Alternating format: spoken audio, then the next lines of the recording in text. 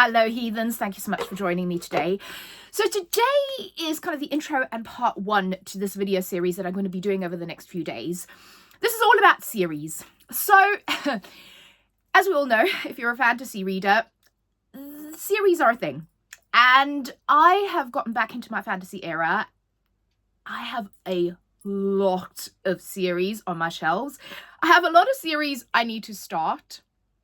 I have a lot of series I need to continue, and then some I'm undecided and or am not going to continue in. So I thought it would be fun to split that up into sort of 3 videos and talk about the different series. I'm pretty sure I'm missing some because there's probably more, but these are the ones I've managed to pull off my shelves, and it is an embarrassingly large amount. I forgot that fantasy books are very rarely standalones, and they're always book one of something, and I do unfortunately have a tendency to read the first book and then move on to a new series to see what it's like. So in today's video, I thought we'd start at the start.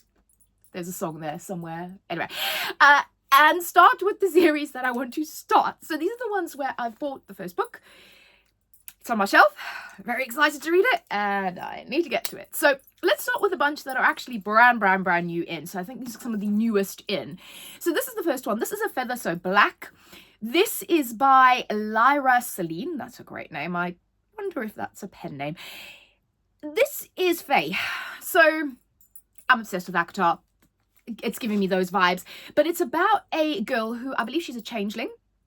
And she is then taken to kind of the Fae realm to break a curse and retrieve the High Queen's daughter, Iala, who has been captured, apparently. So that's kind of why she's going to the Fae realm. So that sounds fantastic. Like I said, it's brand new. I've heard some people say some really good things about it. So I'm really excited because I'm also in my kind of Fae era.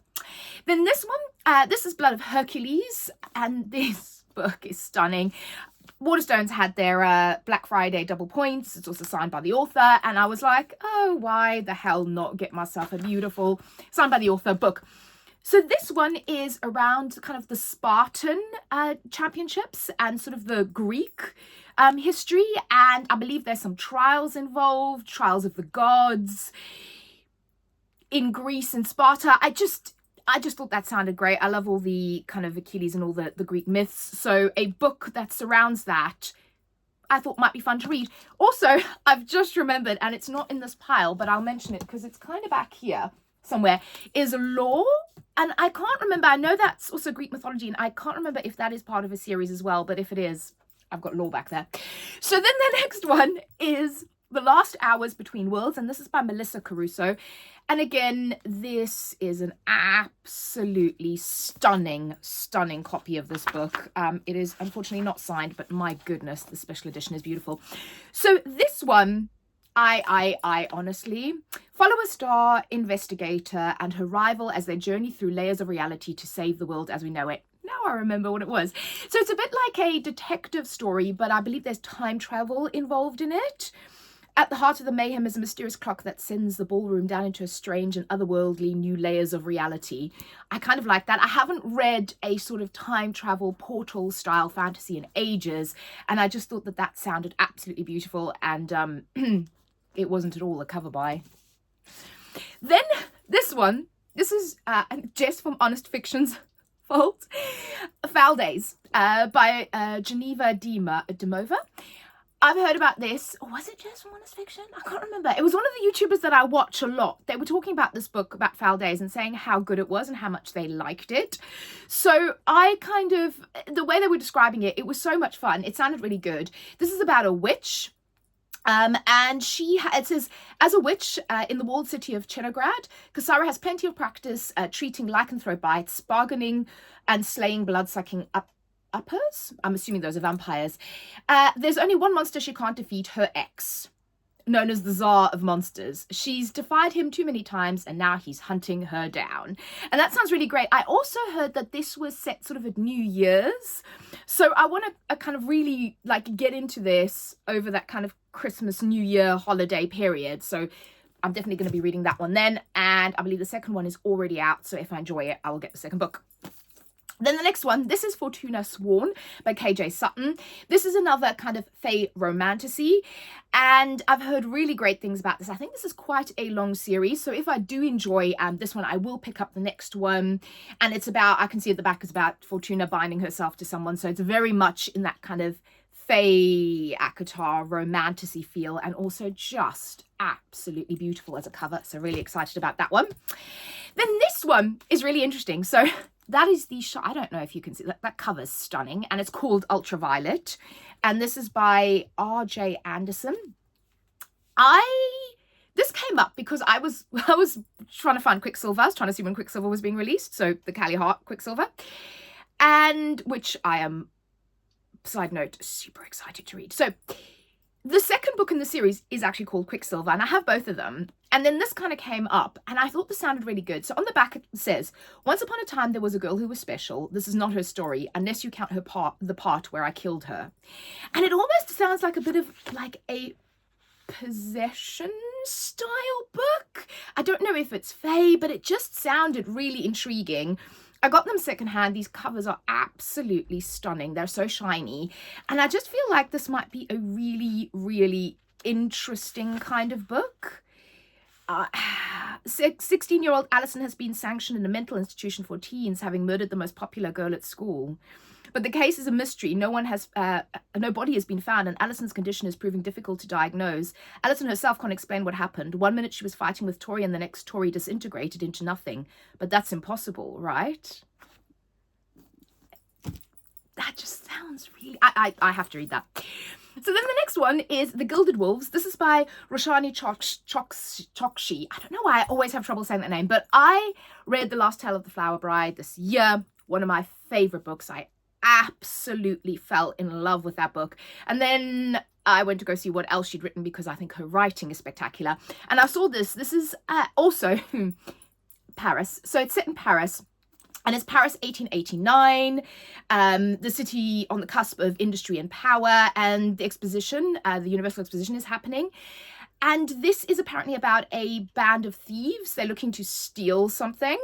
So that just gives me Six of Crows vibes, which actually one of the other categories, sorry, I'm a completely side note here, is one of the fourth video I'm going to do is actually series that I want to reread.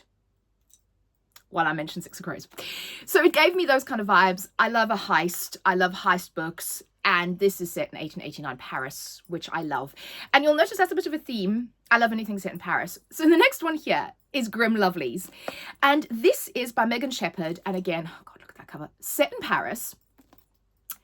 The reason I picked this one up is because I am in the middle of Megan Shepherd's House of Malice series. So I'm about to read the second book. And House of Malice is one of my favorite books of the year. I adored Megan Shepherd's writing. I enjoyed the kind of dark fairy tale aspect of her writing. So when I saw this, I thought I have to pick this up. I think this is a duology. And it's basically about a girl, a Nook, who is a monster, or what do they call them here? Yeah, she's kind of a kind of like a... she's not human, and she's a monster, and she's living in Paris, and she envies kind of the human world, and they sort of live in the underground, and there's an evil witch, and there's a magical society in the underground of Paris, and there's lots of magical creatures and power and witchcraft and magic. It's magic a lot. And this just sounded like another perfectly amazing dark fairy tale. And I could not resist this cover. I'm really, really hoping that this is going to be good, because I loved Megan Shepherd's writing, and that just sounds like this dark Parisian fairy tale. I love it. Then the next one, talking about magic, this is Witherwood by who is this by? Hannah Matthewson. So again, I picked this up on one of my trips to Waterstones, just sort of perusing the shelves. I really shouldn't do that. But this is, as you can see there, you've got like two versions of London. And I picked this up because I'm absolutely obsessed with Carrie Thomas's series, Threadneedle. And that's it sort of in, it's a modern witchcraft series set in London. And this is another kind of witchy series set in London, and says, welcome to Witherwood and to a London that is not quite like our own. Here it's summertime in February, the underground is a cavern of wonders and magic fills the streets. But this London is a city divided, split between 6 rival magical factions, each with their own extraordinary talents, and the alpha of the changelings, Gideon Ravenswood, has gone rogue, threatening the fragile accords that hold the city together. Oh, that sounds delicious. That sounds like absolutely the thing I want to read. And now I just want... See, the problem is when you start reading them, you're like, I want to read this now, I want to read this now, I want to read this now. But yeah, that sounds incredible. Again, it's also giving me V.E. Schwab vibes, Dark Shade of Magic vibes, which will be another video. One of my favorite series. So yes, have to start that one. Then Jade City by Fonda Lee. This is urban fantasy.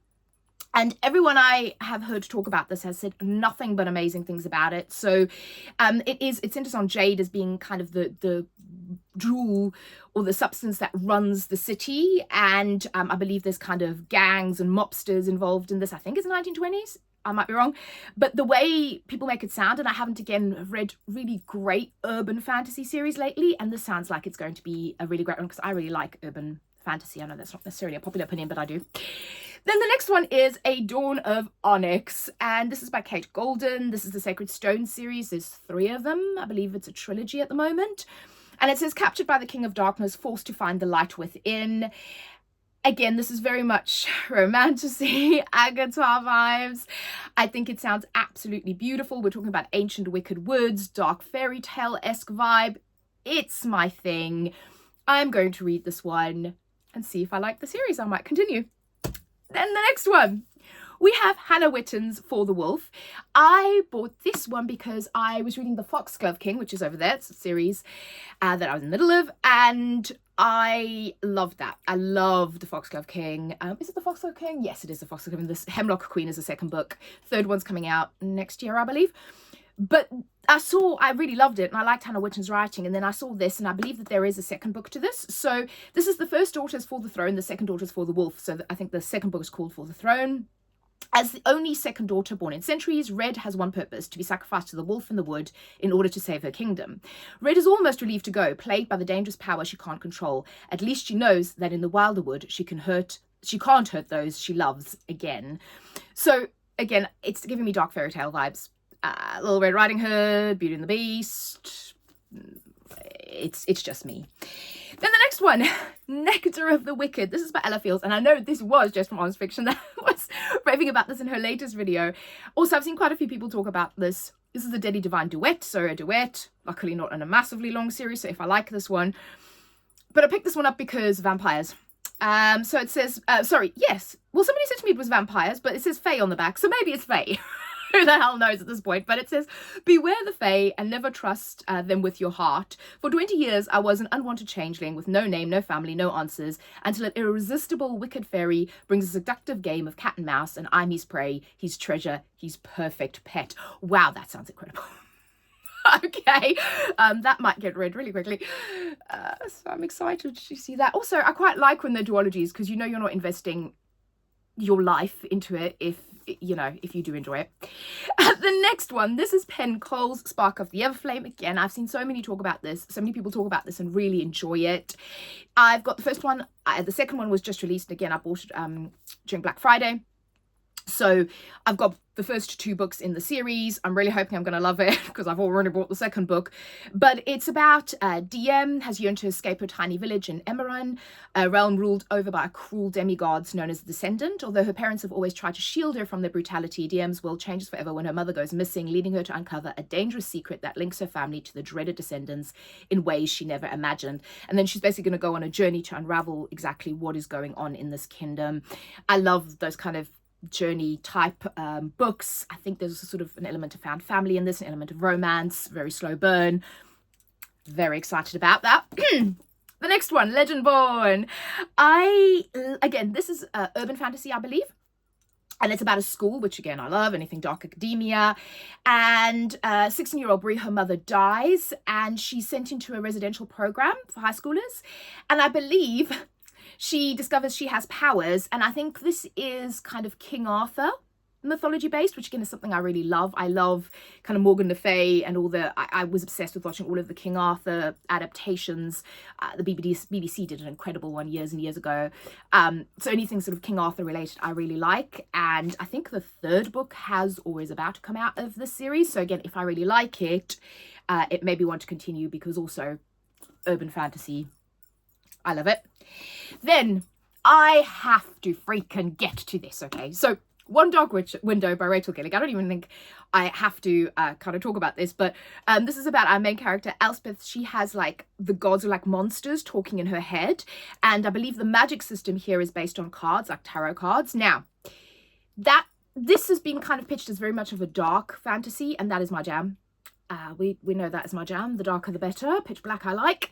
And this just sounds like I'm gonna absolutely love it. And it's one of those ones where I'm almost too scared to get to it. I keep meaning to pick it up, and then I go, oh, what if I don't like it? But I did buy the second Two Twisted Crowns because it really says the second book in the duology is even better. So I have massively high hopes. Let's just say if I get let down by that one, I'm going to be so upset. Then we've got Kari Lake, and this is Nightshade. And again, this is a Nightshade duology. This is the first book. I haven't bought the second one yet, but if I do like this, I will buy it. I love Kari Lake. Nocticadia, one of my books of the absolute year, one of my all-time favorite books, frankly, at this point. So I immediately went out and purchased a whole bunch of other Kari Lake books. And this again, I like her, she does this sort of dark gothic romance, and this is gods, monsters, you know, it kind of has like winged creatures on the back. This is the definition of dark gothic romance. So I love her writing. I have very high hopes for this duology. I'm hoping this first book's going to be very good. It's very long, so it better be good. And then if it is, I'll be purchasing the second one of that. Oh, that's going to fall. Then the next one, this is going to make you laugh. So this is The Whispering Night by Susan Dennard. Look at that gorgeous edition. I also have the book before this, I think The Hunting Moon, or it's the other way around, The Hunting Moon, The Whispering. I have this book 2 and 3, but I don't have the Luminaries. Yeah, the reason I don't have the Luminaries is because I can't get it with the sprayed edge anymore. I missed out when it first came out. I'm going to have to just bite the bullet and buy the regular book, but it's really gutting, because I would have loved all three of them to have, because when you put them next to each other on the shelf, it's really beautiful.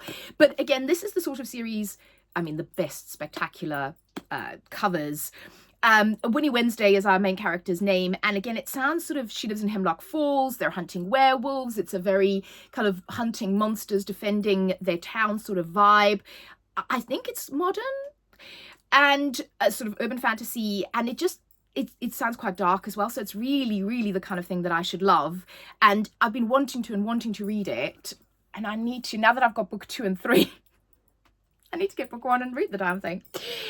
And then the last one I have, but I'm saying that tentatively because I'm pretty sure there are quite a few others that I haven't actually managed to pull off all of my shelves, and I know I've got to put them back. This is Throne of the Fallen by Kerri Maniscalco. I adore Kerri Maniscalco. Kingdom of the Wicked. We're going to do a whole Kerri Maniscalco video. We're going to do a whole Kingdom of the Wicked video. We're going to do a whole Throne of the Fallen video, because this is the first book. The second one has just come out. I'm planning to read both of these this month. Also finish Kingdom of the Wicked because I've been scared to finish it. But essentially this whole series is set around the 7 princes of hell. Kingdom of the Wicked centered mainly on Prince Wrath and his relationship with Amelia, the witch and the love interest in that series. And then these books are all focusing on different princes of hell. So I believe this one is this Prince Envy? I think this is Envy. The other one is Gluttony. And I'm kind of hoping that we'll get all of the other princes as the series goes along, but I'm massively looking forward to reading this because I adore Kerri Maniscalco. I also, side note, you can see there, I've got the Hunting Prince Dracula, Stalking Jack the Ripper, and Escaping from Houdini books. I need to get the last one in this format. I'm going to be gutted if I don't, because this is these beautiful hardback formats. And again, I read Stalking Jack the Ripper years and years ago. This probably should go in the other video, but I'm going to reread that and then read those as well.